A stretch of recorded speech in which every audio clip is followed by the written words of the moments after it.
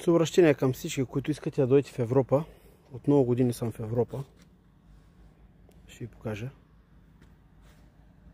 Ето тук беше безплатен паркинг, при което общината решава да постави ето това. Да видим.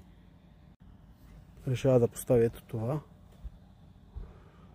което е апарат за плащане. Още не са свързани. Тук до няколко месеца ще се свържат.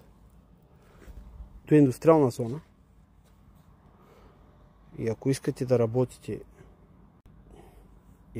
работите в тази индустриална зона, ще трябва да си плащате минимум 1,20 до 2 евро на час. Работите 8 часа, може да си ги сметнете. 1 час за държавата. Наем и така нататък. Не е като в България. Заповядайте в Европа.